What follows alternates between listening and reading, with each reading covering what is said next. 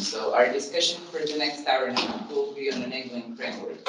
What do we mean by that? Within this side, we mean by that mainly regulation for energy communities and collective actions. Then what are the business models? How can we improve them? Which business models work? And then finally, how are these communities, energy communities, collective actions organized? What are the contractual agreements between the members or the users or customers, whatever you want to call them, that are part of the energy community or collective action? And so we focus really much on replication. So I tried to put together what are some of the things that we have done that can help replication. And first, and I guess most clear on one hand, but then on the other hand, most controversial thing is the definition of energy community. So energy community has been defined by the directives, and we try to check or go through in our energy communities hub on how different countries have transposed these directives. So renewable energy directive and citizen energy directive on transposition into the national legislation of renewable energy communities, collective self-consumption, and on the other hand, citizen energy communities. However, through the project, so on the energy communities hub, and I put the QR code to make it easier for you, you can find how this looks like in the member states right now, and we try to do some comparison as well, and we try to update this as as things progress in the member states. But one thing that keeps coming back, and that's that out of 18 or now even 20 initiatives that we have involved and we decide, I think there is maybe one or none that fit under what is classified as energy communities under directives. So what does that mean? That means that a lot of initiatives that are there on the ground are what we call collective actions. Now, that depends. You can always say that depends because national governments are going to transpose the directives and they can be a bit more flexible in how they define what an energy community is, but this is how the state is right now. So then that begs the question, what about collective actions? What do we do about collective actions? In the energy communities hub, we don't have it right now. So collective actions are not in there because also there isn't necessarily a clear regulation on the EU level. What is this concept of collective action? What does it encompass? What can we include in there? Is anything that is done in energy, including a certain collective or a community called collective action? And does it have to be profit, non-profit? We had a really long discussion about this yesterday, and it works now? Yes. And it's something that we discussed inside, and that we decided that based on our discussions in the last 2 years, that we really need to somehow put down what did we learn, how do we suggest that this can be defined. So regulation, I put it regulation as an enabler, which is how it should be. However, that's not necessarily the case. Regulation is definitely the key, but it can be an enabler, or it can stop the energy communities or different types of collective actions from happening. So we have done a policy brief, and that's this. By the way, QR codes change in the slides, so there are two different things. So this one is the policy brief that we had in 2021. We're working on one right now, and that should be published by the end of sometime in June, let's put it that way.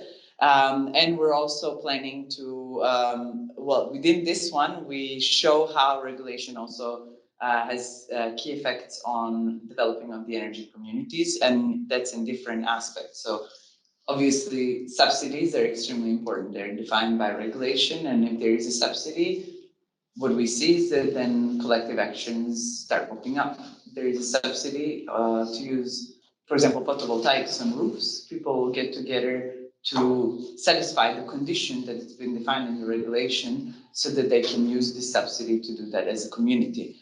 Um, In the regulation, also there is the definitions in some countries for the spatial boundaries. We see this in Spain, for example, that there is you have to be in the closeness of 500 meters to the generation plant to be considered collective self-consumption. In some countries, it's behind the substation. There is different definitions that are defined in regulation, which support or don't support specific types of collective actions. Then we have allocation of energy, which is mainly related to energy sharing. So how do you allocate? We heard the question earlier. What is fair use of energy within the community? In some countries, also regulation defines that. So how the regulation is defined, we tried under the Decide project to sort of put this in the analysis. Some is in the policy brief, some is in the business models report that we've had, and some we try to discuss in the different workshops. And then finally, it's the legal forms.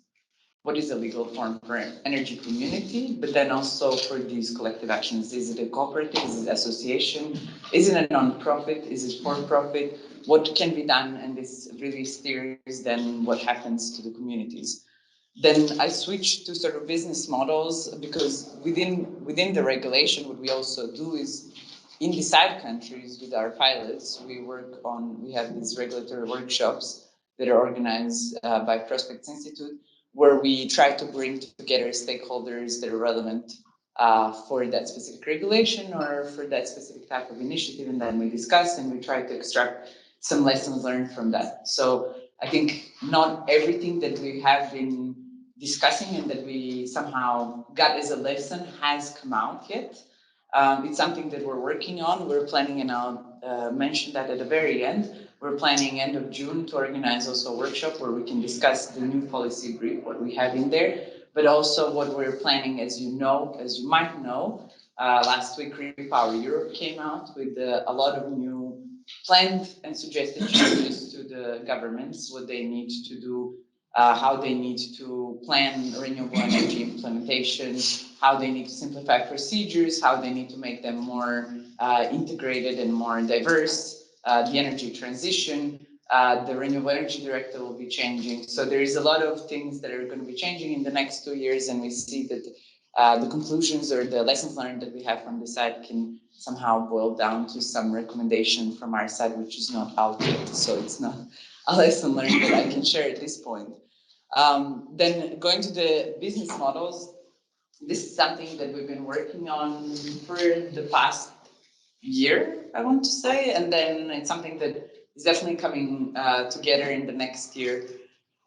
Within the first work, we tried to, based on our initiatives that are involved in the site, but also the other ones that we knew through interviews, through Bridge, through other initiatives that we're involved in, to try to classify what are, and we call them business model categories. What that means is that an initiative, an energy community or collective action could choose to use any of these. They could choose to use one or multiple of them to have a business model that's lasting. So it's not meant that one type of business model encompasses the whole activity in one initiative, but more that an initiative can use more of them.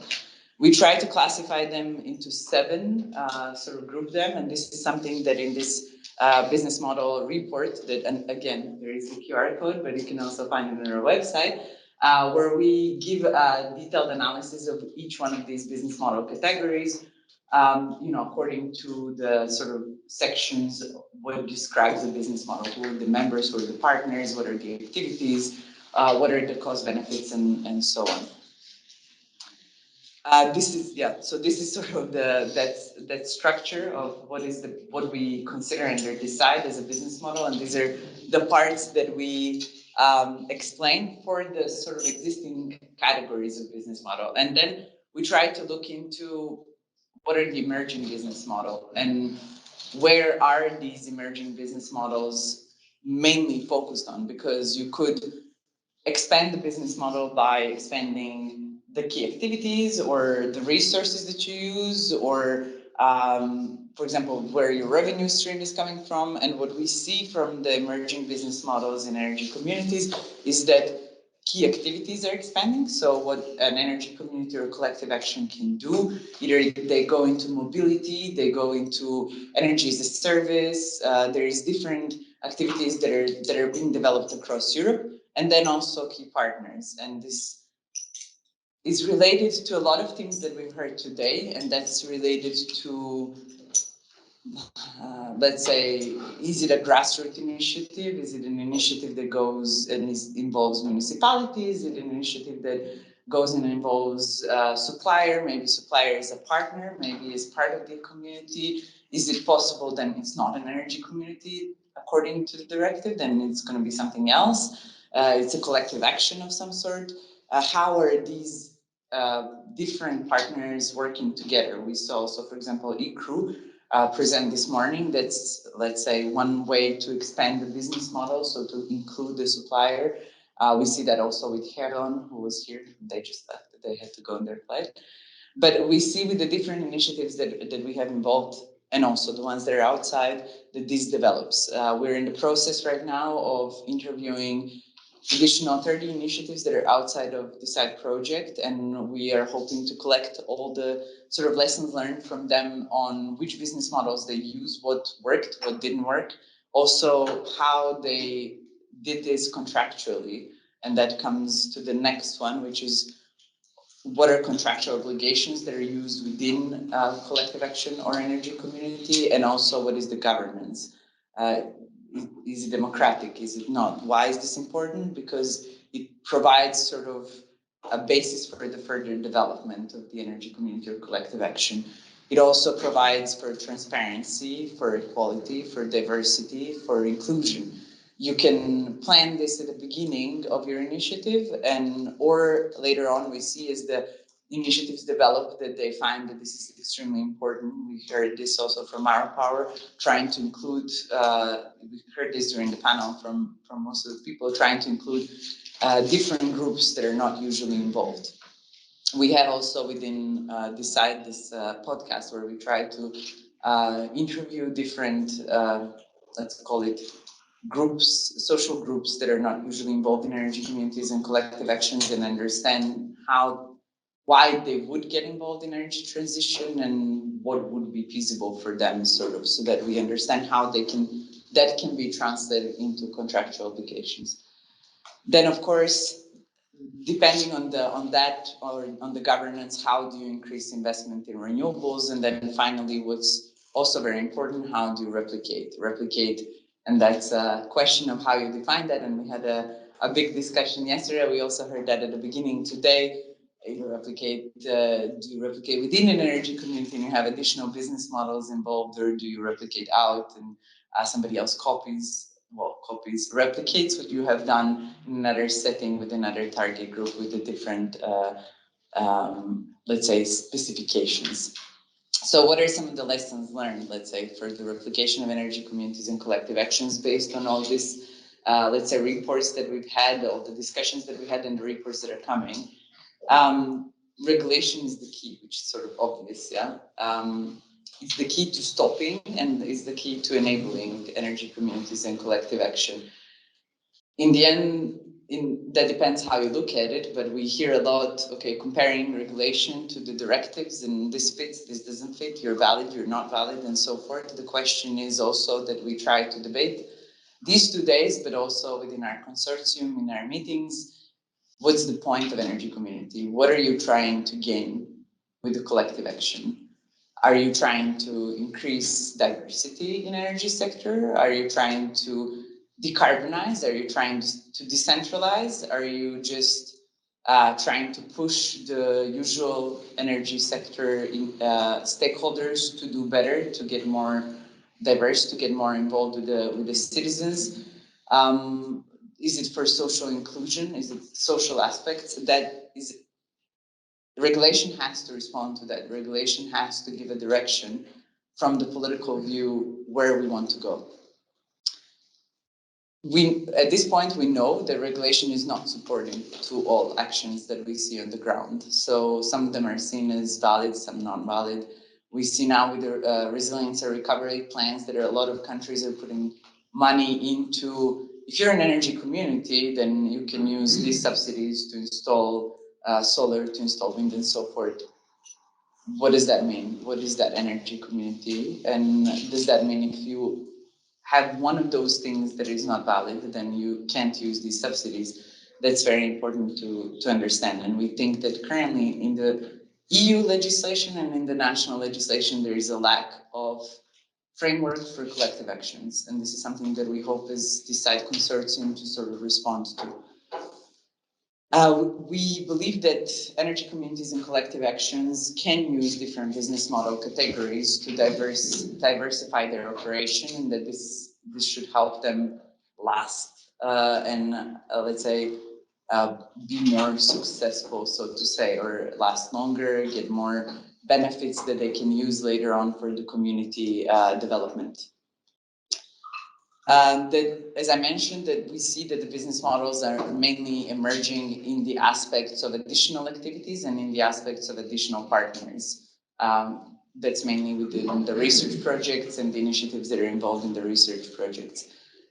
Size of the energy communities and collective action seems to matter. From our research, we see that the more energy community or collective action that specific initiative grows, the slower it will die, so to say, or disintegrate, or it will last longer. So we try to diversify, have more activities, and also have more members, so that you're not dependent on, let's say, one community hero. Hopefully you have multiple, and they sort of coach each other, so that in the future, if something happens, that you can continue on. And then finally, and this is the last one, so done in 5 minutes.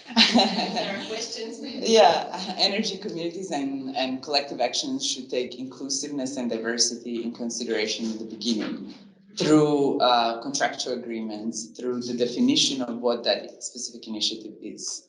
And that's where I stop. And as I mentioned, there'll be additional things coming out from the side project in this year, because this is definitely replication and long lasting of the communities is a topic that we'll be looking at. Thank you very much. Yeah, you can, if you want, you can ask questions now.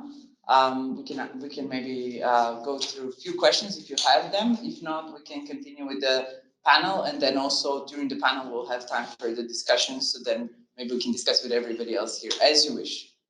Anything to be I'm solved here. immediately? Any cool questions? Thank you for this excellent intro. Now we move on to panel discussion. Yeah, panelists. I think everybody knows who's panelists.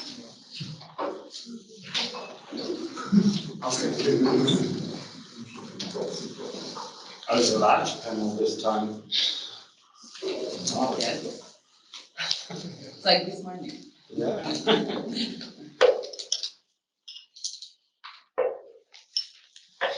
So let me quickly introduce the panelists. I'll start with Tim Taylor. You're director of Corimato, a social enterprise. Corimaco. You work with, you're not part of Alpenpers, but you work with Alpenpers to support them. And you're senior city advisor at Climate Kick. In the past. In the past, okay. This were my findings on LinkedIn. I like this. Okay. Status. You're electrical engineer and computer scientist. And 2 years ago or 3 years ago, you founded DomX as a startup, and you're quite successful. Yes, we are three. You have 3 projects already. Everybody, most of you in the meantime know Andreas Kleer. He's CEO of the Hinterland electricity generation company. Yeah, I think you studied also in Ulm, I saw. You're economist? Yeah, physics. Physics, okay. And finally, Lukas Albert, you're economist, and you work for the municipal utility Haßfurt, correct? Yes, of course. So the panelists are clear and introduced. We learned regulation is a key. Regulation is a key enabler, but regulation is also a key blocker. And I want to know from all of you, what is your view based on the demos you're running or working with? Let's start with Andreas. Yeah, I'm not sure actually if I really agree, because the regulation is changing all the time and is developing over the time. Then it's a blocker. The instabilities then. Yeah, more you have to know how is the regulation, and you have to find your place in the regulation. Yeah, because otherwise it's difficult to keep the business running. Yeah, so from the while you have also to change your business models maybe and develop and adapt to the regulation. And sure, there can be a regulation which, for some political purposes, it's more in this or that directions. But many times you can find a spot where you can do your business. Germany didn't transpose the EU articles on energy communities. So speak rather about the support scheme, about the feed-in and all this. To speak about regulation. Yeah, the regulation overall in the utility sector and the energy supply sector. And yes, Germany was not so far, but on the other side, we have a lot of things in Germany what are already allowed to do or are able to do, which makes communities or business models which communities in other countries are doing. It's possible in Germany. So those Mieterstrom. It's a bit a paradox. The only country that didn't transpose the EU directive has found business models and has a lot of initiatives. Well, initiatives existed in Germany before the directives. Exactly. Yeah, it's a little bit different maybe yes. in Germany. Yeah. And I think we can do already many things which in other countries nowadays are maybe starting to be possible. Yeah. Would you classify them under what we consider collective actions in the past today discussion? No, not necessarily. So in the past, the biggest part of the energy, the renewable energy power plants which came up the last 20 years, mainly are by people, so farmers or some collective action, or it was, I think, something with investing as a community. So I also owner of some wind farms or wind mines, but just a small piece of the, so maybe one screw of the money dimension. So everyone has the possibility or had the possibilities to act if they would. Yeah. And as there are many of them, obviously, there was a way in Germany to replicate these models. Yes, but I think that's it's always over the feed-in tariffs and with capitalization, or that you make or you're able to make profits using renewable energy. That was the big advantage or the main goal why the people start to act. Yeah, so it's in the past at least it was to earn money, and nowadays maybe to save money because your self-consumption strategy more because the feed-in tariffs nowadays they're too low to just work by 100% feed-in, but it's all driven by business models or by earning money and less all those social communities stuff which we are talking a lot in Decide. First of all, this is an interactive session. So, stop talking.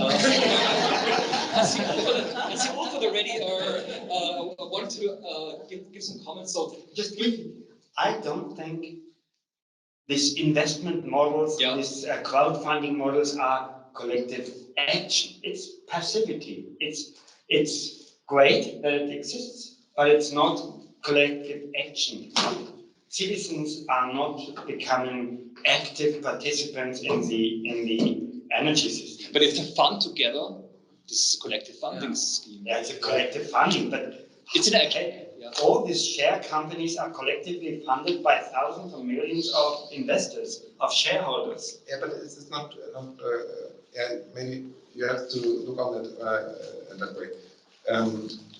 Those villages who build up a lot of wind farms or PV systems, there are many times with those collective actions, because you're not having the acceptance of the people who are living next to the wind farm if you're not involved in by earning money. Yeah? And so should they not actively being trader or producer, because you have still some professionals who caring about. But many projects would never be able if you're not getting the acceptance of the people who are living next to it, and that's something about collective. Much better than RWE investing in wind farms, sure. So, but it's better, but you're not convinced it's a collective action. It's not the thing I see in the directive and in the clean energy package, where citizens taking ownership of the energy transformation. It's not a citizen-led collective action. Yes, we can agree. Which we say energy communities Yes. are the ones that are defined in directives. And you need the acceptance. That's correct. What Andreas said is totally different from big investors. But activity, becoming designers as citizens, changing the market, that's the next step.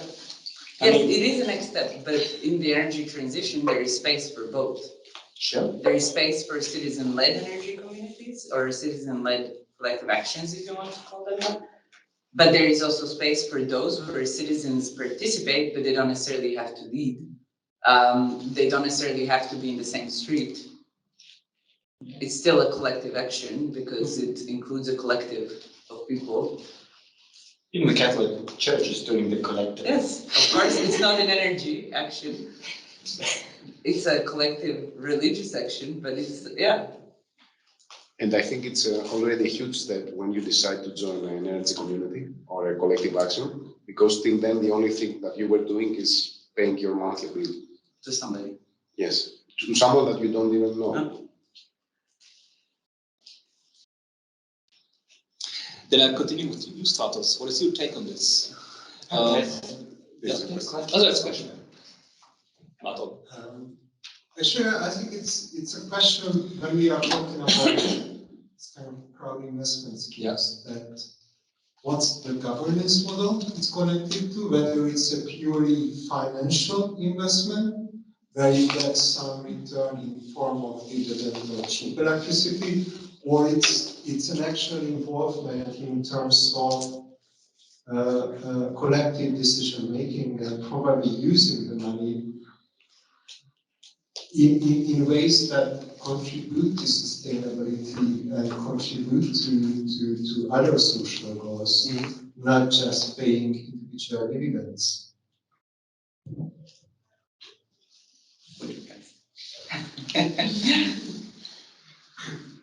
Any other comments before we move back to Stratos? Stratos, do you need any regulation for your collective actions? I mean, you need maybe the market regulations that allows to valorize flexibilities, but you don't need any energy communities provision. First, to set the background on what we do. So we offer a low-cost energy management solution for space heating scenario, to cover the space heating scenario. So for the moment, we support natural gas boilers. So we focus on this vector. So the big difference with most of the relevant solutions is that they focus on electricity, where most of the aspects are already regulated. So in our context, in the Greek natural gas market, most of the aspects are not regulated. So this provides some diversity, some flexibility for us to work with different business models and services. So for us, at least for the moment, the abundance of regulation helps us in developing new solutions that can be more easily introduced. So we don't need the regulation, at least for the moment. Would you consider your case as a collective action, or rather as an action for collectives? I'm not sure I get the question. I want to, would you classify yourself as collective action? we are trying to transform our business model from reaching out to individual consumers. We are trying to transform this into reaching out to groups of consumers. Okay. But the groups need to have some common, let's say, governance model.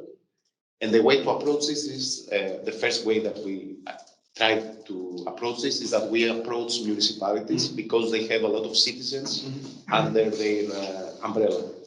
So the municipality can can proceed with a collective purchase of a multitude of our devices and install it at their citizens. But in the end, the citizens do not get the feeling that they belong to a community. And this is what we are working on by means of offering information to them on how they behave in comparison with the rest members of their community, let's say. So we try to gather citizens that live in a small, let's say, village or area, and we compare their performance against their peers. I was just wondering, is there any active role for the citizens?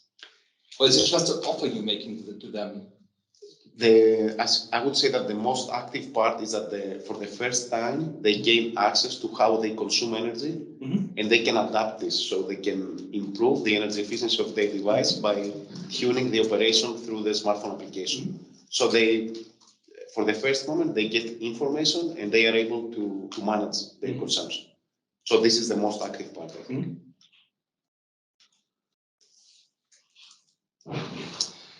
Tim, you cooperate with the app and PERS, and you're very active. You're cooperating with many initiatives in Southeastern European countries. What is your take on this? I mean, I spend quite a lot of time working on enablers of change, which of course, as you said, can be the flip side. I mean, for me, with thriving communities and working with Alpine Pearl's team around some potential collaborations with their network of Alpine communities. But for me, what I'm trying to do with thriving communities is really start from the reality that what we've managed so far is nowhere near good enough. When we think about sustainability holistically, you're probably familiar with Kate Rayworth's donut model. It's the social side, the ecological side. There's lots of scary pictures, or you can also turn on the news at night. And despite the good things that we are doing in community energy in many areas, if we zoom out, we have to admit that overall we are not creating the change we need big enough, fast enough. And so at a European level, there's lots of support for Green Deal emissions, and this is really positive, but we all have an enormous amount of changing tracks to do. I see that community energy, and it's kind of interesting, this energy communities, collective actions split you have, but communities doing energy things together, energy systems, actions, it's a really important stepping stone. It's important to get that right. It helps us to solve for climate. It can generate lots of other social benefits like jobs and local income, etc. Of course, it doesn't cover everything. So I for me, very briefly, that's how I see community energy in the context of the sort of bigger journey that communities need to be going on. To your question around regulation, I mean, yes, I mean, like you said, it's always there. It's never perfect. So I think yes, it can always be improved. And so the feedback loop of trying to improve it is important. But what's more important is actually building the capacity in communities to say, we're trying to go there. What's the mission, what's the vision we have for our future? And then as a subset of that, what's the vision we have for our energy system? And I think the most interesting community energy initiatives, they've found their way around or through or whatever is needed in the regulatory system as it is, which is different here, so in Slovenia or Hungary. So that's why it comes back to social entrepreneurship and building that ability to sort of build really impactful actions and initiatives, sometimes despite of regulation, but also use all the bits that are in your favour. Because most of the time I see the driver is coming from frustration. If the current sort of big business models and policy and everything was working, but you wouldn't really need citizen-led energy, because if it was providing everybody with fully reliable, equitable, clean energy services, we could work on other things. So it's growing out of frustration with the fact that, as you say, we're paying money and it's disappearing to somewhere else.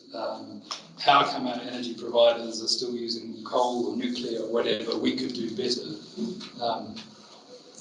And you do see a lot of the drive of innovation and change has come out of citizen-led initiatives that are actually tending to be further ahead than the incumbents, and that's why they're needed.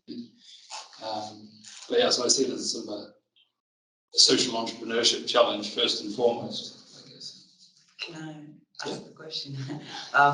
First, sort of a comment, but I agree with you that indeed some communities we see that they strive despite regulation or despite the settings that are there, they push through. However, these are usually, let's say, one in, like you find few in a country. And then for the large scale rollout, if we want to do that, if we want to have a large scale rollout of community initiatives and communities involved in the energy sector, we need to make it a bit easier. Because indeed, in the end, we hear the final product. We hear a community exists for 100 years. But you don't hear all the struggle that happens to get there, yeah. And then for the other communities, maybe thinking to do that, it's like, when am I going to get there? Like, I don't have all that time, to get there. But what I wanted to ask you is, for Alp and Pearls, for example, because they're one of the deciders in the side project. Could you just maybe for all of us explain what are they trying to do? What is the initiative? Yeah, Alpine Pearls, again, it's relatively early days. It was a good fit for me to come along today, but it's a network of smaller places across the Alpine region. Their kind of rallying starting points actually be more around mobility. So how to have Alpine communities with really mobility systems, like Württemberg here in Austria, and Bonn in Slovenia and others. And again, the ideal is that why not create, particularly in sort of mountain valleys, and they tend to be geographically constrained. These would be interesting places to have experiments where you don't need fossil fuels anymore to get around. And that was so the focus on tourism, so trying to make it as easy as possible for visitors to come to those communities and not need to come with a car or use a car when you get there. So it's with very success. Well, Württemberg here in Austria was the first sort of grew off their efforts.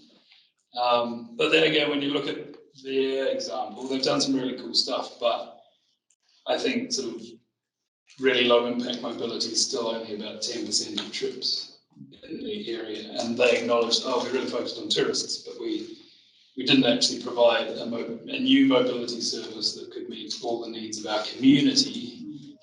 So therefore, all the locals still drive their cars. Obviously, if you bring an ideal together, you're creating electrified systems where local power generation, so you can weave together energy communities from the electricity side. But again, if we break these things into too many silos and sectors and deal with them as incremental projects, we don't make that much progress on the really systemic changes. But I think that's sort of, they've built up quite an interesting history of trying this, like how could we really transform our mobility systems. In a similar way, the stuff's really hard everywhere. So I think that how does it get into that next generation of transforming mobility and energy in an integrated way? There's lots to do. You made a very important statement. We need to understand how the systemic change could happen. What are the enablers? It's not maybe not a goal per se to replicate as much as possible of a specific type of an energy community. It's rather that we have a clear vision how the future energy system should look like. And then we have just different instruments. So we have this diversity of options. And maybe we should not stick to one model as the ultimate go and try to replicate as much as possible at possible high societal costs. Yeah, I mean, I can imagine a world where a country has a single sort of state-owned enterprise, but it's still the country as a community's enterprise. It provides completely clean energy at the fairest price possible, heat, power. Sounds like You wouldn't need every village to go around and work it out. I mean, we're doing circle around. I mean, you can't regulate, so why don't we already have that? Again, you were asking before, I mean, the reality is current power structures and interests are propping up a system which isn't solving climate change, it isn't solving equity, it isn't solving all of these things. So communities are saying, well, stuff you then, we'll have to do it ourselves. That's true of many actions we need energy and beyond. Wouldn't that be one full round? Just what are the main points for the energy system of the future or the vision? I mean, Tim gave his. That would be really interesting. What everybody says to are the key elements of the energy system we wish to have? Exactly, and we need to know how to get there. Because we made interviews 2 years ago with 10 European regulators, and many countries have no idea what the role of energy communities is. It's just some articles that ended up on the desks of policymakers and they have to transpose it. But what is missing is the fundamental understanding which types of instruments can enable which part of the transformation, not just transposing something that people in Brussels wrote into the clean energy package without knowing where the country wants to go, how the transformation will lead us to, and how the transformation should look like. This was my intervention, but maybe there are other comments on this.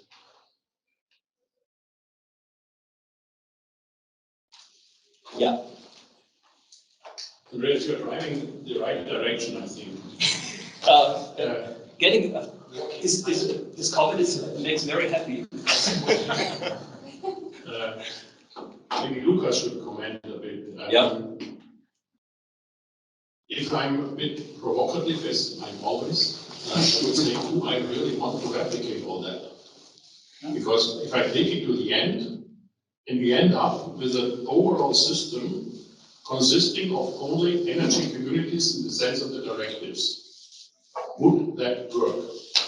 There's a big deficiency, to my understanding, and I hope that they will clarify that in the next revision. There's a big deficiency in the energy community definition.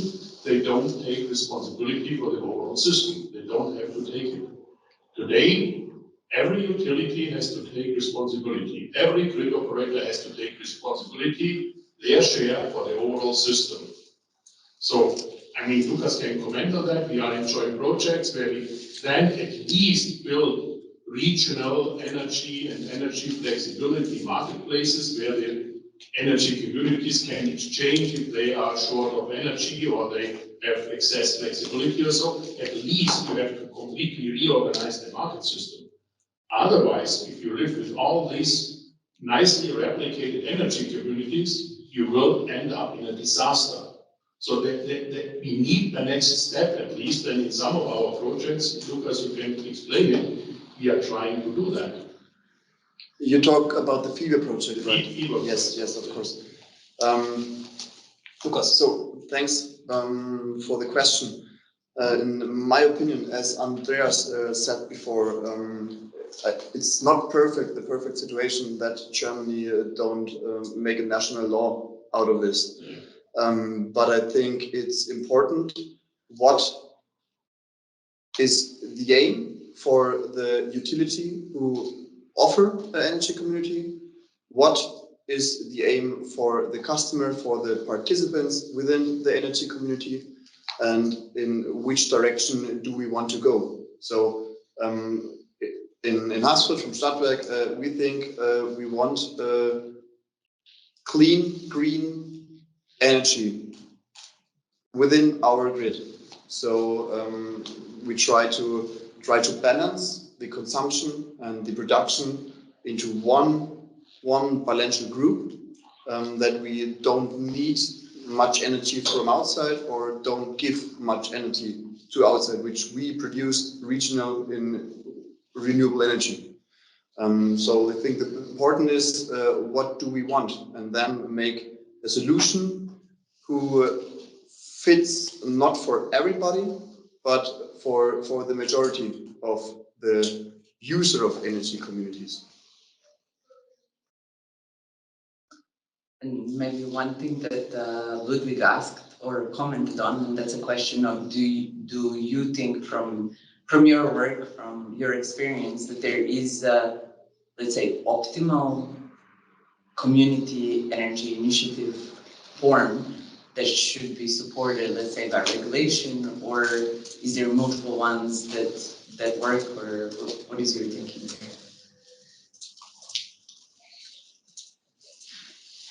I think that all the various types of energy communities or collective actions that we are discussing today are have significant values, advantages to offer. So they should all be supported and not be, let's say, formulated under a common framework.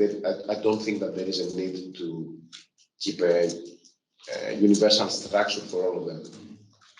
There was a discussion we had, and I'm sorry that Thanasis left with him, and that was that indeed we can say, okay, if the goal is to decarbonize, we can do that without energy communities or collective actions.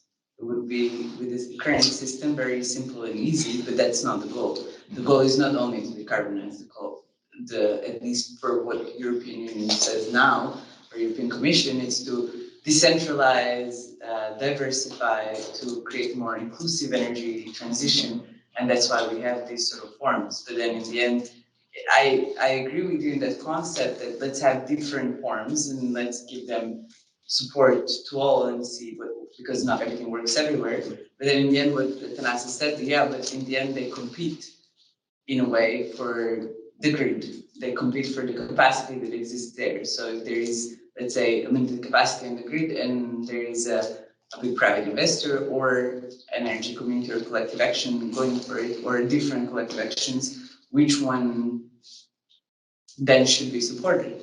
That's a question for regulation. There's a conundrum, right, in that with energy, in that by and large, technically, it works really well if it's centralized, apart from solar panels. Until we had solar panels, like most energy technologies are pretty efficient if they're sort of relatively centralized from a technical perspective. If they're relatively centralized, we've seen most of the time they've been turned into monopolistic oligarchies. And so socially they're not working, economically they're not working. That's a question of governance and what are they allowed to get away with.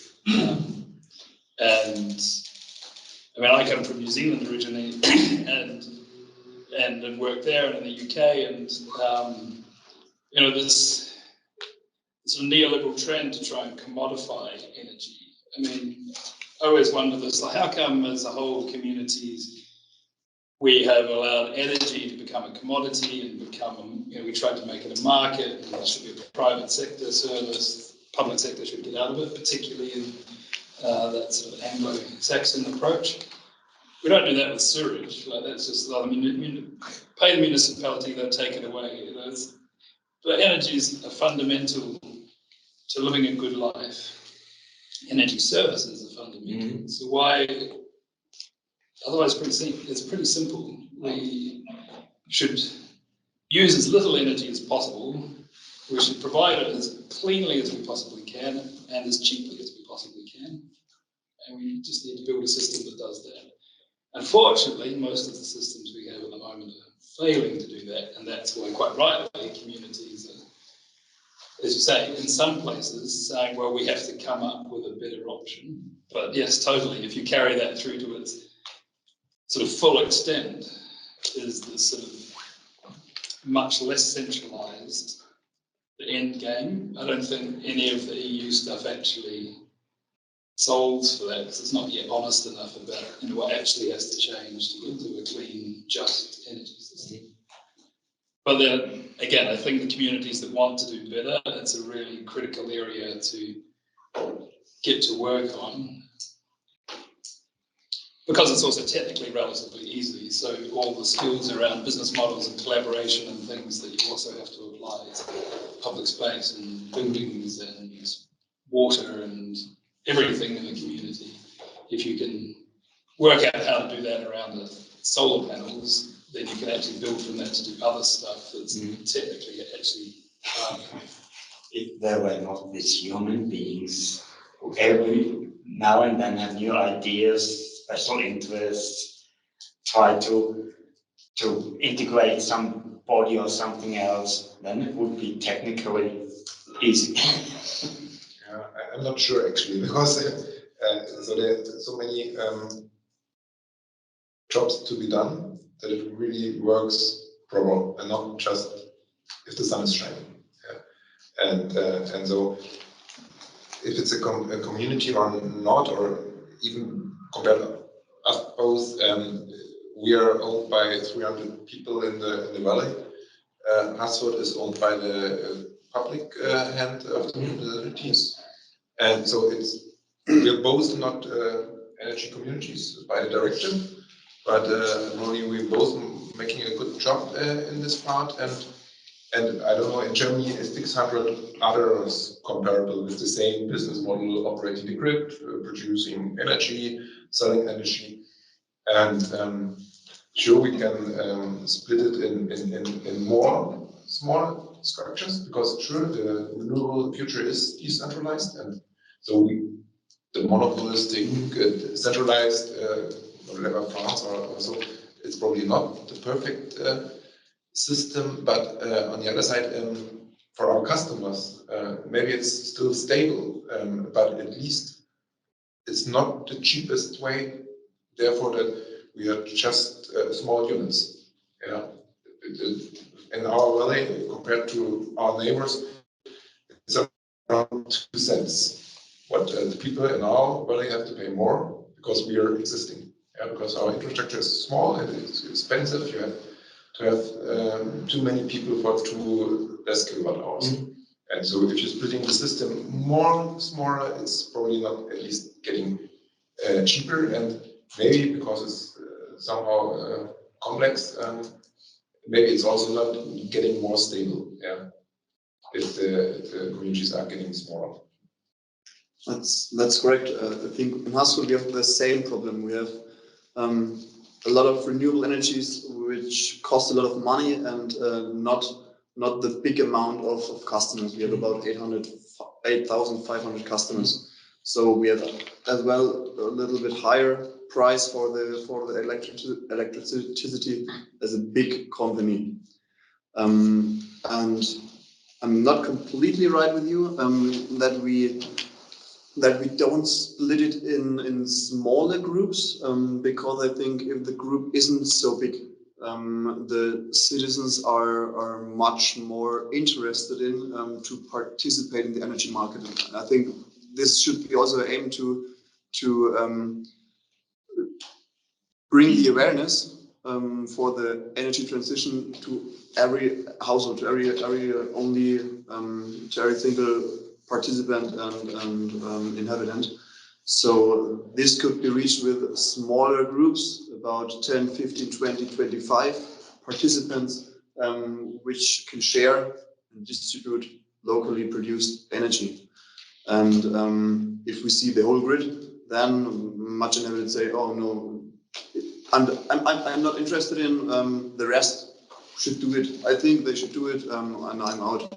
But if you have a small group, then every participant should see the own part in the group and do something for that. And then we have the opportunity to integrate more people into the energy transition. That's what you do under Untitled Chapter. So I think we have many comments now. How many energy communities do we want? How big should they be? I think US. Sorry. Sorry. Who's first? You. Okay. Okay. Yeah.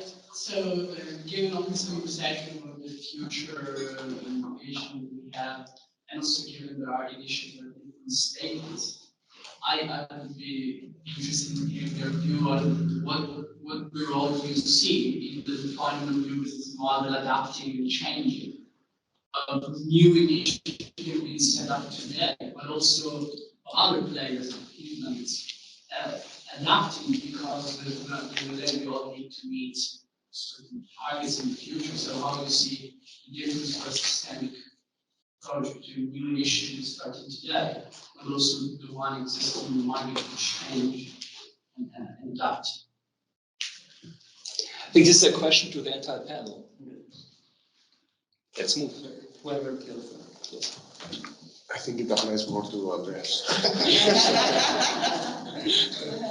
Yeah, okay. So, looking on Hinterland, it's more at the development of the cooperative, because, for example, we are still investing into the natural gas grid, and so we have to have strategies change if we're thinking to carbon neutral heating supply, and so we have to develop in new sectors and taking care of things which in the past some guy has the truck coming and bringing oil, and if it's not happening in the future anymore, then we have set up some alternatives, and that's a big chance for our company to go in this section, for example. I have a question for you. This is very interactive. In Hinterland, are you planning to grow more, to attract more consumers? You have reached the max population. No, we're not scaling up, and we're not replicating. Because you can't scale up because the valley has a certain amount of inhabitants. So yeah, so we could, if we would, to go in To the the next next valley. market, or maybe to the next valley, but there is already one existing company, and so we're friends, and no, so. But are you broadening? Yeah. So like you have your valley, sounds like you've done energy. Yeah. So are you onto food? Are you onto building performance? Yeah, we're improving ourselves. We're going in the valley in new sectors, but we're not scaling up in that sense. you're broadening the services. Yeah, but on the other side, I'm really looking forward. It's a cooperative. It's a cooperative. Yeah, so we have some social goals and boundaries, but on one side. But on the other, I'm really looking forward to all those digitalization stuff. And so I'm not sure if we're 100 years old next year, but I'm not sure if we're still existing in whatever 5 years. Yeah, because we can get some game-changing structures, and maybe Google or Amazon is taking over the sector. But it's so difficult energy supply that that's the reason why they're not done doing it so far. Yeah. Andreas, you made a very important point. Next to upscaling and replication, there's also broadening the services for the citizens. It's a third option. Well, we called it under replication, so Yes. it's like replicating Right. within, yeah? It's You're part of adding our services. decide replication definition, yes. But Ulf, you're not the next one. I'm not. No. Can I just ask Yes, a yes, yes. question? Yeah, Yeah, sure. which is connected to something, yeah. Yeah. Which is connected to something you mentioned, and I think it's something I'm coming from. We were discussing new islands last week and how you form energy communities on the islands. And I mean, if you have a small community within the mountains, it could be an island of a sort, yeah. But I mean, the question there is, if you have an energy community that's functioning, call it whatever you want, community energy initiative that's functioning, do you see then useful also to let's say, have the same community managing water, wastewater, other aspects of the community that are also important, that are using energy, that are sometimes very energy intensive? I mean, transport, that's also an aspect that uses energy, but there is, also tourism. Yeah, the wage price capitalism, and the public transport system is nothing which you would be lucky to in, because you're not earning money with it.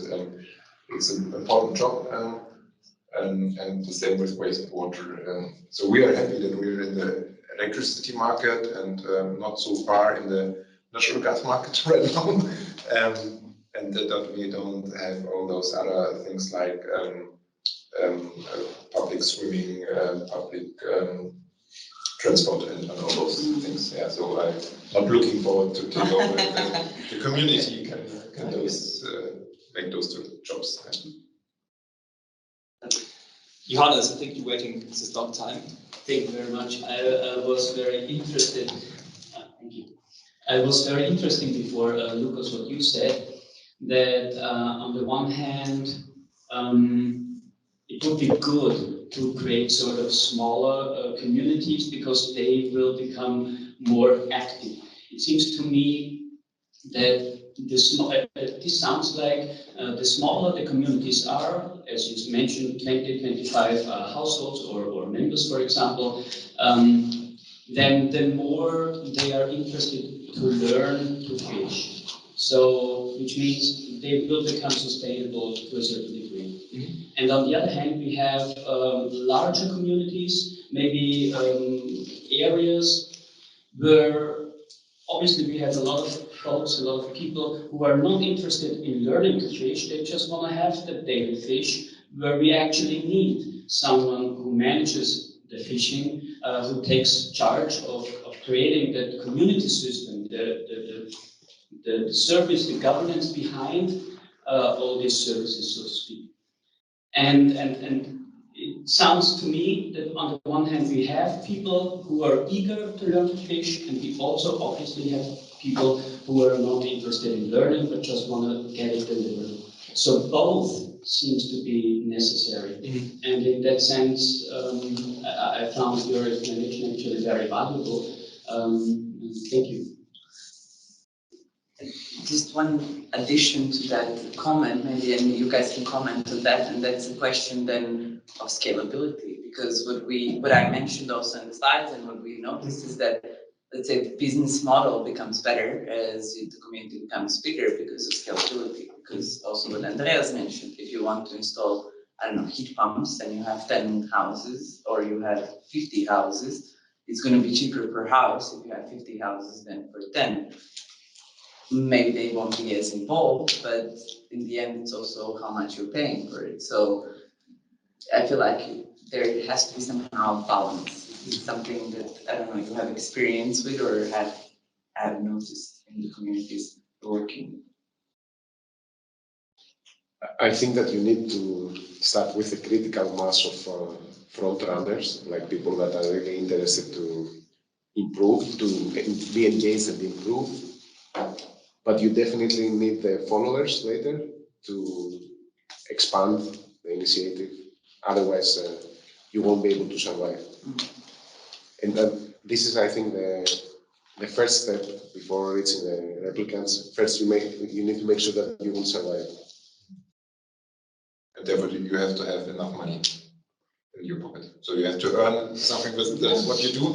But then I think if it's coming to the followers, the most decisions by the people are probably not made by money. Yeah, so they say, okay, it's nice, and I get some visualization or being part of a community, and they're looking, at least my thinking, they're not looking for the last euro, because we have really customers since long times, and we are always a little bit more expensive. Right now we are quite cheap, but usually we're more expensive and they're not leaving, they're still keeping to us. But you already have a community. Yes. Yeah, but not every customer of us is part of the community. Yeah. So they don't have to, and they could go somewhere else. Some are members and other are just consumers. But you also emphasize, I mean, again, like a model where your energy is slightly cheaper, but all the profits of what everyone's paying disappear to a commercial owner from another country. That's all wealth that disappears out of the community. Where many community, and it's clear that because the ownership model is local, even if you're paying a little bit more to make it work, it still has to be an upside there. It's not an economic flow out of the community, it's within. So still, if you zoom out and you look at those economics, everyone's actually better off. If you just look at the list price, It's not the whole story. Do you do you sort of use this in how you communicate? No, not really. And because also the big amount of money is not staying in the community by paying people and investing locally. The biggest part is buying the electricity, because it's still millions who went to wherever, to the east somewhere, and so that's the biggest part of the money in the system which is floating. Yeah, it's not the people which get paid. They are important for the money. You don't have that higher share of your own generation.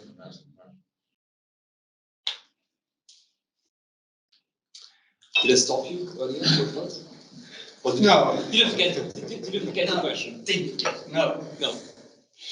I really like Johannes' fishing analogy. Yeah. And I think, hey, given the emergency, climate emergency, the war, energy emergency, hey, we have to intrigue the public to go fishing, to learn that, and to dwell deeper on Lucas's situation. What can you, as an situated incumbent and you, do to bring this disruption we really need of awareness by the people to change their energy behavior, their culture, their way to handle energy, and even to politics or voting behavior in connection with energy and facility? What can you, as an incumbent, do to bring this disruption further? Because, I mean, I have it easy. I'm new in the market. I'm a new kid on the block and can always say I'm part of the disruption, even if it's, I say, yes, Lucas is right. I'm not a proven system, and beware of replicating it everywhere. We need, but you have to change anyhow. You have to. That's correct.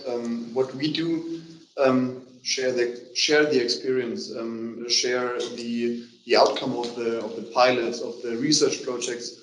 In Hasford, it was a transition about the last 5-6 years, where we part in research projects, and every research project had a different view and a different aim. So it was step by step, and now we are at the energy communities and with Baum about flexibility trading. So that was big steps at the end, but I think it should work very good.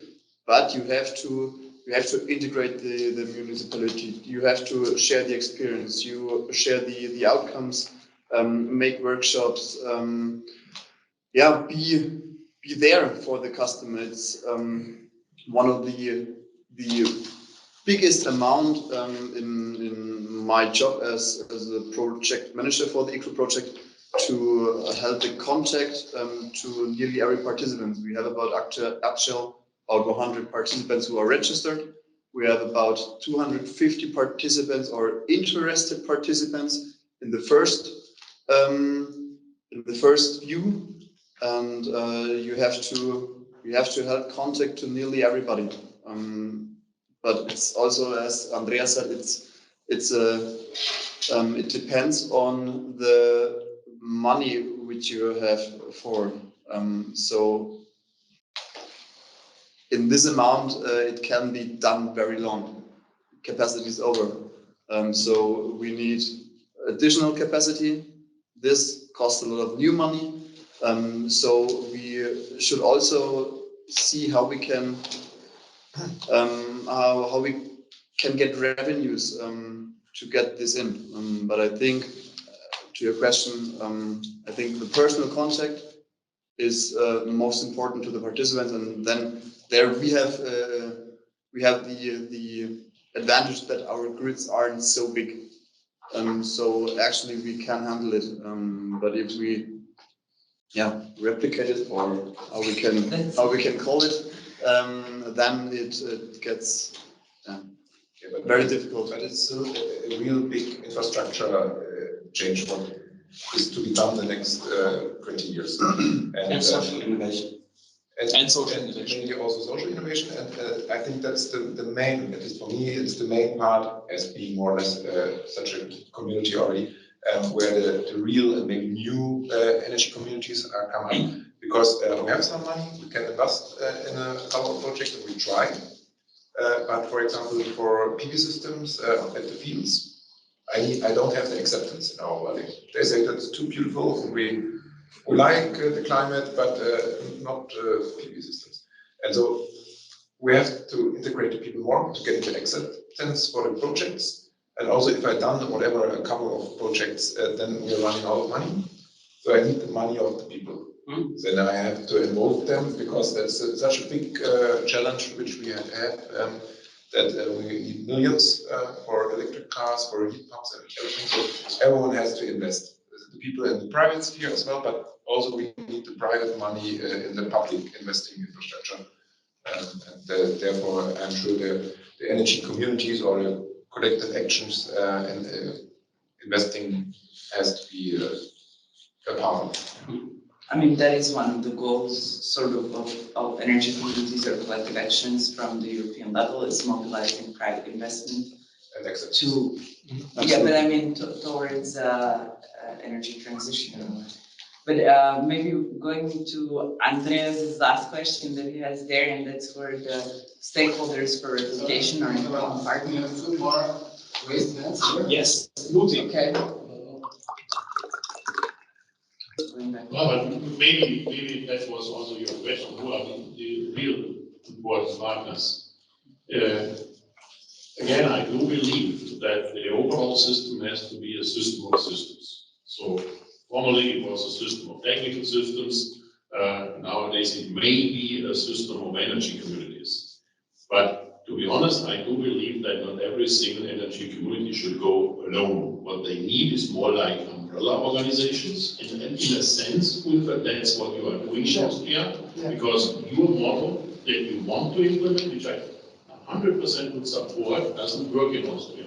It does not work because it would be a citizen energy community stretched over all Austria, which is not allowed. I told you about this Matrushka principle we're working Exactly, on. this is the Matrushka thing. So more or less, what you implement is, what you can implement, and that is something that everybody can implement in every country almost now. You can implement small energy communities behind whatever type of substation, and they can go alone. But this is not going to be the solution, I do believe. What we need is some organization that takes care of all these single energy communities, Matrushka model.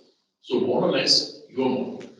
And more or less, this is the same that we would have in Germany. I mean, nothing is wrong. I mean, you can do district energy communities, Interstrom model, whatever you want to do, but you need an umbrella. The typical umbrella is the utilities in Germany. We have 1,000 of them, and it works. So it doesn't hinder us. So what I try to say is that if we do recommendations, Andreas, maybe we should recommend that we should build this system of systems with energy communities, something that keeps it together. Maybe one last hint. We often ignore in these directives, we have the two paragraphs in the two directives that describe the energy communities. And if you look in the two directives in the next paragraph, it always describes the aggregator. And maybe the answer to this most important partner is whatever type of aggregator, which is also still not resolved.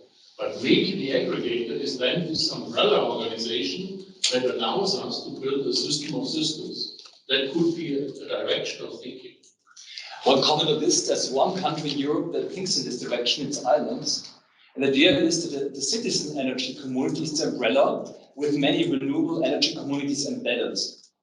This is being discussed in Ireland. But umbrella organization doing what? Technical aspects? Combining different organizational responsibility. Yeah. The single energy community cannot take the responsibility. Responsibility for balancing. Yeah, exactly. This would be then somehow balancing over the multiple energy communities. Then you could at least take the responsibility for the system. The single community cannot. But I think more the utility can be the administrative entity. The balancing should done from the participants on his own. So I can say, Mr. Huber, please cook your dinner because your neighbor, Mr. Schmidt, isn't at home and his PV plant produces electricity. This should be done by the participants itself. And we have to handle it. We have to store. We have to provide the solutions, and we can make a bilancial aggregation at the end of the year within the bill. But so neighbors get schedules when to shower and when to cook. No, but I mean, it depends how you look at it, because if you look at the regulation, I'm sorry, if you look at the regulation for the aggregator, you could have an aggregator like we have Thermovolt, for example, that aggregates all the electric boilers. You could have a separate aggregator that's aggregating electric vehicles and another one aggregating batteries if you have them. So in one household or in one energy community, you could technically have operational 3 aggregators in parallel that are working, that are selling flexibility on the wholesale market. And in addition to that, you have energy community. So how does this all work? Then who is this an umbrella organization supposed to be organizing? I think we need 1 umbrella, not 3 umbrellas. Yes. Or like the other way around. I'm really fond of diversity in the system because we don't know the solution. I don't believe in the solution at all. We have to keep moving because, hey, we've got this emergency in a couple of different crises at the same time. And so we can't look for the stable situation because you said the wonderful system of 100 energy service companies all over Germany, hey, they brought us into the situation we are now, in the case of emergency, more or less here. And if it were not for all this citizen engagement, even in the bringing up of wind farms and PV, we would already be in the 5-degree plus world. Something like this. Yeah. Can I answer all that? Please answer, Ludwig. Yeah? Please answer, yes. There is a question. There's a question. Just answer first. Maybe Ludwig answer the.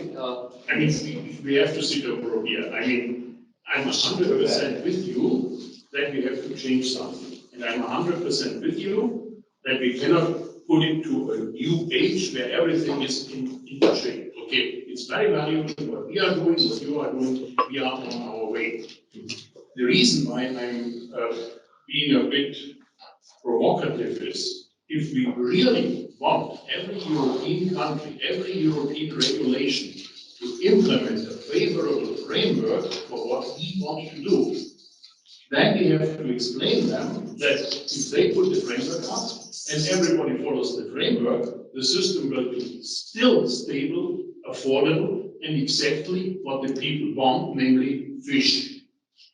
If we cannot prove that, if we cannot give the regulator and the legislator this view of the functioning future system, they are not going to give us the framework that we are asking for. That's why I'm arguing that way. You know? For good reason, yeah. Sure. Benedict, you for the next one. Yeah, I also wanted to comment on your first provocation regarding the responsibilities.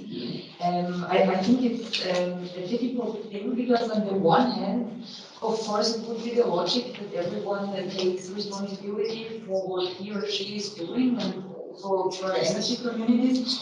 But I would be interested in the opinions of all of you regarding responsibilities for energy communities, because I think one of the biggest things in the Austrian regulation for energy communities is that they are exempt from these conventional supply obligations. And in my view, that's the only reason that some people at least try to implement energy communities, because if somebody would now tell me that I would need to do all the things a conventional energy supplier would do, I would stop my citizen energy community initiative immediately. So that we would only have people who want fish, but nobody would try to learn fishing, basically. And I would be interested how you see this field of tension here.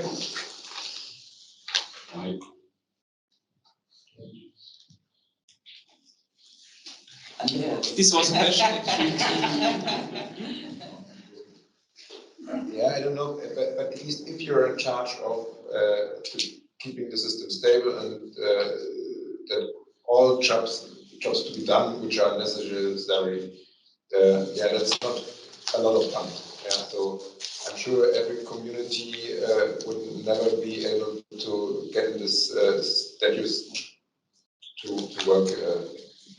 So we have to have another solution. Yeah. So either someone who takes over this responsibility. But on the other side, also, for example, by energy sharing, by using the public grid without paying for the public grid and all those stuff, it's also not working out because we are investing and we have to invest so much money into the public grid that it will be fitting in the future.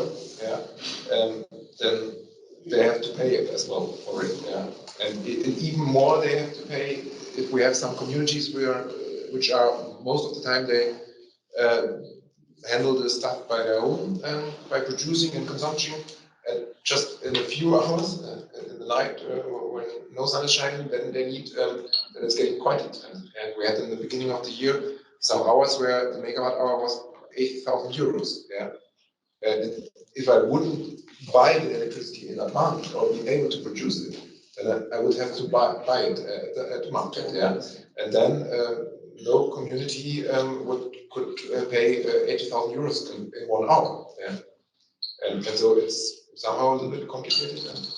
And then you're not allowed to cook or to have a shower or whatever. Yeah, but that's a consequence out of it. Yeah. But the energy community can already buy this service from RES aggregator. So you don't need to develop something yourself. No, sure, it could, but then we are in the common existing structure, more or less. Yes, I mean, it's up to the community to decide. I don't see a bottleneck or an issue. Yeah, they can decide it, but on the one side, but on the other side, if they're not deciding and they're not doing it, but they are not getting off the grid and still consuming, and everyone would act like that, then it would just, yeah. No, I mean, they have access to renewable energy assets, but they just rely on a third party to balance their demand.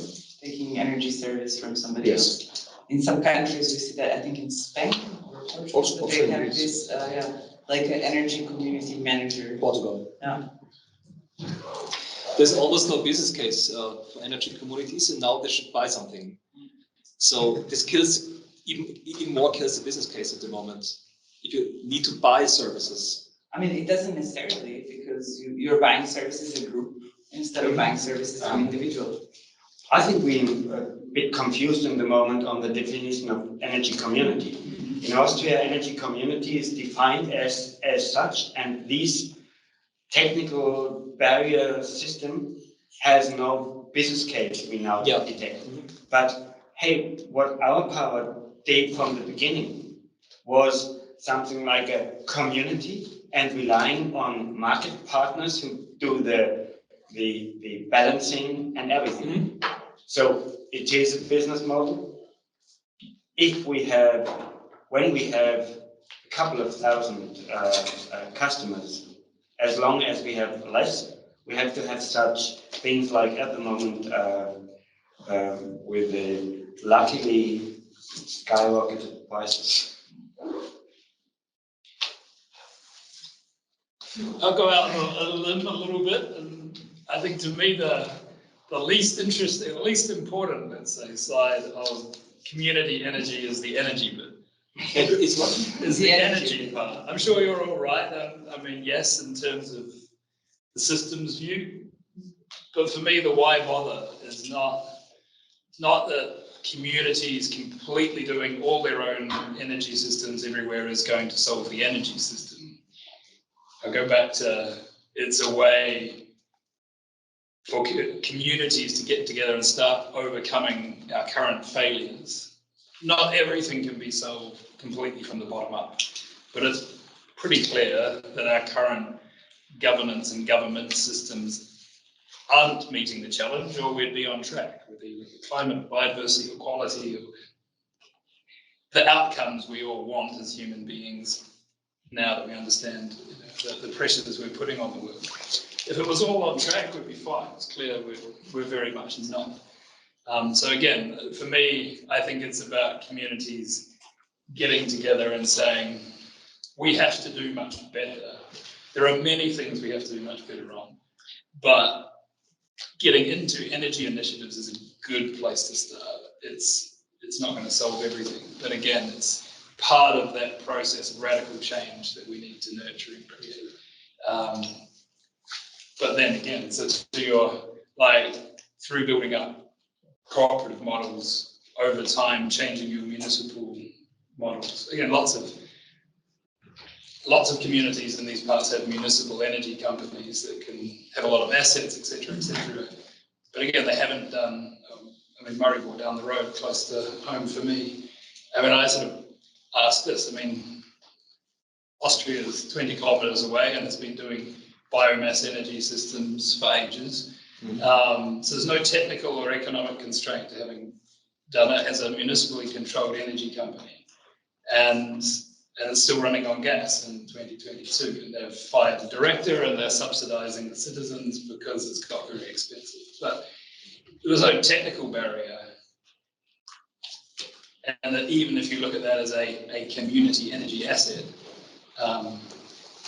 so again, starting to say, why have we failed so far is really important if we're going to start to do things better. So if I understand you correctly, what you're saying is that energy community should be there is some sort of, let's say, a push from the citizens towards the system to manage energy and development better. It's part of challenging the system that's currently failing us at an individual level.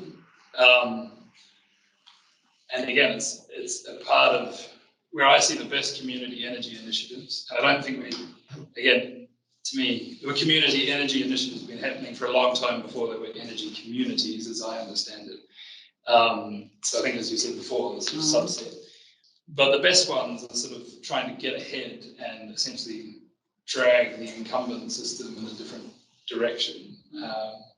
Things like low carbon hub in the UK, it's not that they're trying to build a completely new system, nor do I think, I don't know, Murraybor, should citizens get together and lay a parallel district energy system because the municipal one is failing? Of course not, because that would be, but ultimately it's how come the municipal energy company didn't already do it? And so I think by creating, again, the point around movements, I think again, you have to create enough of a movement for what you've been doing, what we've been failing. If you can create enough of a movement that we start to do things better, that's where the critical mass tips. And it's going to happen before we have to get anywhere near sort of solving the energy system questions of what if we just had a complete patchwork of energy communities.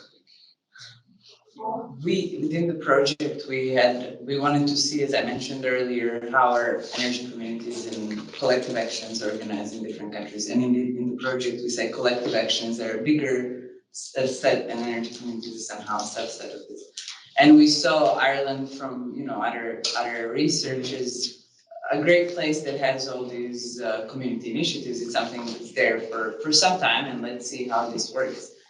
In interviewing some of these communities, energy communities as they call them, sustainable energy communities, what we heard is that there's only a few that are managing to survive, because most of them are actually non-governmental organizations where people are putting in their own time.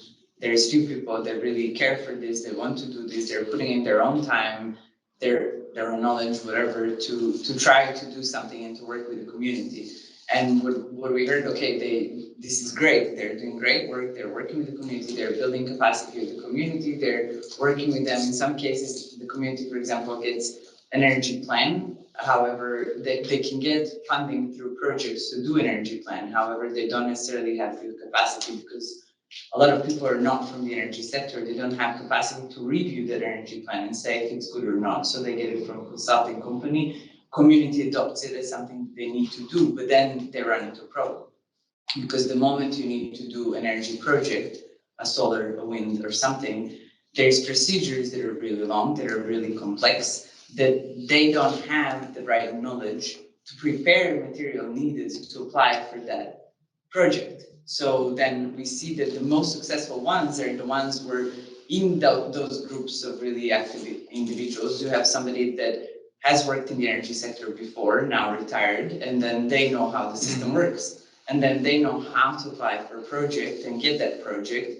And then that way that community has some benefit, some financing, let's say, or money coming in through selling the energy, and they can sustain themselves for a long time. But how do you overcome that?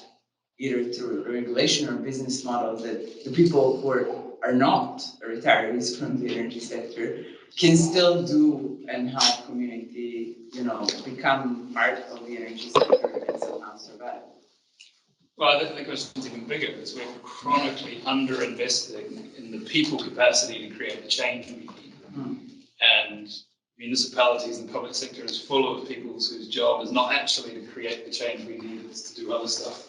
And some of that's important, but and again, I think this sort of project cycle is very limited in terms of actually building that capacity. I guess for me, I think it's really important steps on the journey. Like they get to that point, and if they're honest, they say, look, if we just keep going like this, we're not even going to manage to do things in energy, and we should be doing food and mobility and all this other stuff at the same time. Hopefully that can start to sort of spark some bigger conversations around what do we need to do differently as a community. I think that again, for me, that's sort of where getting to work on energy things can get you to that tipping point, but it is definitely a valley of death challenge. I mean, there's a need to go bigger, wider and bigger all at the same time. And but again, I think that's why locating work on energy inside a bigger picture is really important. If you just sort of stick to the energy piece, I worry that sort of a little conversation, the energy systems conversation goes over here, and that retired person sort of fully retired, and now we don't have anyone to run it anymore. Is too common a story as well. So it's about that sort of next step in business development, if you like, but in a social business. Interesting insights, and liked you can bring it to the point. So the transition should not depend on retired persons. Only. They're important elements, but that's the points were earlier about the struggles of getting younger people involved. That probably worries me a lot more. Any questions from the audience? Any comments still? So there's a couple of minutes left. Johannes. Okay. Use a couple of minutes we have left. Thank you for the couple of minutes. Maybe one last hint or comment. This is about the energy transition, and in the bigger term, even about the sustainability transition. And in that aspect, we can, without a doubt, see this transition itself through the perspective of transition theory. And if we take it in that perspective, then we realize that it is a bottom-up movement, a necessary bottom-up movement, that it is regarding different niches that develop, that are looked at, that are created, that somehow create and develop themselves. There are initiatives, there are communities suddenly, there are entrepreneurs. that bring this transition, this movement bottom up. So not to really counter the development of systems and of a system for systems. I think the top down is just as necessary as the bottom up, but throughout this transition, we obviously need to realize that it must be a bottom up development, and only then we can integrate it in the system and build perhaps the system of systems. And I think this transition theory might be an angle that we should continue to consider. But don't you think it should be a parallel process, top down and bottom up? Because your statement looks like it should first be a bottom up system that gets an umbrella later. Well, I'm totally with you, Andreas. This is basically that the more we can parallel, the more we can drive it in a parallel way, the quicker we can go through this transition. But the development, the creativity, so the act of creation of new things is probably coming from the bottom up, from the initiatives. So somehow the system needs to find parallel, the more parallel the better, the more simultaneous the better. It needs to find opportunities to really integrate these bottom-up developments. And this is sometimes the challenge. As we can see in all of our energy communities, no matter which business model, we have a challenge of integrating those. So at last, we see that the bottom-up development needs to still thrive. And somehow, at some point, we can integrate in the system. But that probably, despite the fact that we want to do it simultaneously, it probably is not really simultaneously, in my opinion. Many thanks. Any reactions on this? Yeah, Susanne. I found it very interesting what you have said, because I think also it is very important bottom up with new ideas, because I think if we leave utilities to do all these things, then nothing or not much would move. They would go in their old streets, making perhaps, I don't know, no more gas plants and coal plants, but larger plants. So I think it is the right thing you said. We have to start from bottom up, and certainly we have to meet afterwards also to the other level and to find a solution. And here I think we have to do something in the future to look how to integrate and how to bring a good solution together. I think this was a nice, almost closing statement. This was a very dynamic discussion, and I learned a lot. Thanks for all your comments, questions, and insights. Any final reaction from the panelists?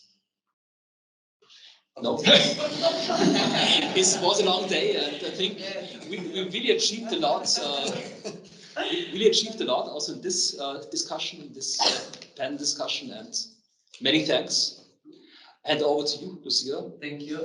First, thanks to panel. Yes.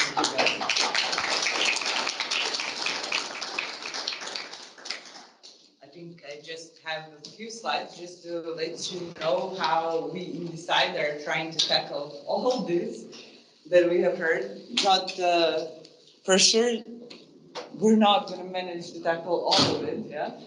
But just sort of what is our plan for next 6 months, what you can see from us, and how we're hoping to answer some of the questions that we've heard today. And definitely, as Andreas says, the discussion that we just had is something that we've been initiating and trying to initiate, and we'll continue doing that to get feedback from the bottom up, to get feedback from the people that are every day working with the citizens, every day working with different stakeholders, with the suppliers, with the SOs, with municipalities, trying to understand first what is the position that energy communities and collective actions can do to help energy transition, how they can help also social cohesion, how they can help bring up all the priorities and all the needs from the community towards, let's say, towards the system, how the system works, what we need. I think these are not my slides. No. Yeah, you just have to keep on. Oh yeah. Okay. Okay. So it's that. So our, let's say, in the next year, because we're, as a project, we have only another year. So our questions that are coming up, we've been tackling the question of replication, as however you define it. So growing of energy communities, replicating good examples in other places. But now we're also starting to look, and that's going to happen for the next year, understanding from the past what has happened with the communities, why they didn't last, if they didn't, and why some of them last for 100 years. What is that a community that lasts for 100 years has that another one that lasted only 20 years somewhere else doesn't have? The sort of sneak peek that we have right now is that we see that in a lot of cases, communities flourish in areas when there is subsidy, and then as soon as the subsidy is gone, they disappear. We see that happening in history. So we're hoping that now with this new wave, with the Repower Europe, with the Recovery and Resilience Plan, and all the new funding that will be, that we can help together design regulation and subsidies such that they support long-term growth, not that we have really boom of energy communities in the next 5 years and then 20 years from now none of them exist. So we'll be tackling those questions in our next meeting, which is going to be in November. And in the meantime, we're going to have a lot of work. And some of that work will be presented. As I mentioned, we're preparing this regulatory or policy brief, and then also this policy paper that we would like to share, and also sort of provide some recommendations for our decide the focus countries. So we'll be presenting that in a workshop that we'll have end of June. Then beginning of or end of September at the USEF, we'll also have a workshop regarding the regulation that's related to how we change behaviors and how youth can help us do that, which is something that we've also discussed during the panel now.